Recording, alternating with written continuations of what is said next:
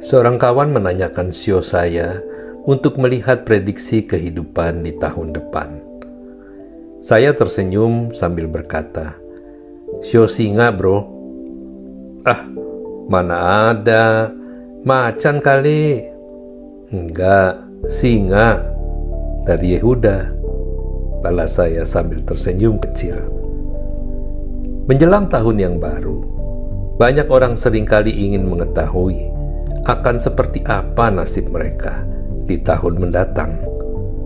Ada yang melihat dan membacanya melalui sio, telaah, ramalan bintang, atau mendatangi para penayang untuk melihat nasibnya.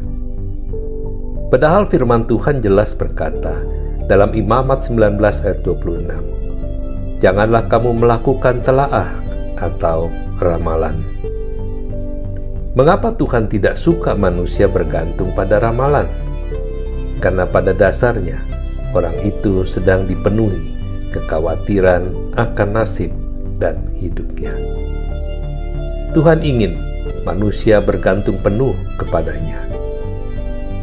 Memang perjalanan kehidupan tidak selalu mulus dan indah, akan tetapi Tuhan telah berjanji untuk senantiasa menyertai kita di segala medan perjalanan. Daud dalam Mazmur 23 ayat 4 dengan jelas berkata, "Sekalipun aku berjalan dalam lembah kekelaman, aku tidak akan takut bahaya, sebab Engkau besertaku. Gadamu dan tongkatmu itulah yang menghibur aku." Ramalan bisa mempengaruhi kehidupan kita melalui alam bawah sadar yang menangkap semua pernyataan yang kita dengar atau lihat dan tanpa sadar kita amini.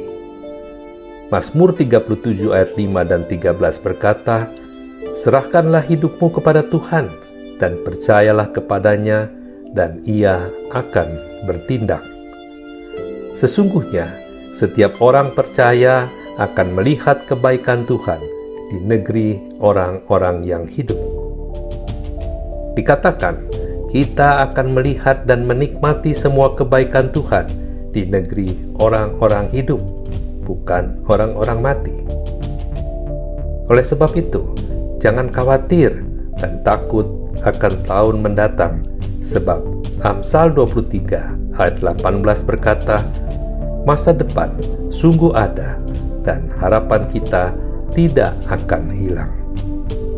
Keluaran 34:14 memperingatkan kita semua, "Ingatlah, janganlah engkau sujud menyembah kepada Allah lain, karena Tuhan yang namanya cemburuan adalah Allah yang cemburu. Ia akan memelihara kehidupan anak-anaknya, sekali Ia berfirman untuk selama-lamanya perjanjiannya." Camkanlah firman Tuhan dalam Yesaya 54 ayat 10, "Sebab biarpun gunung-gunung beranjak dan bukit-bukit bergoyang, tetapi kasih setiaku tidak akan beranjak daripadamu. Perjanjian damaiku tidak akan bergoyang, firman Tuhan yang mengasihi engkau."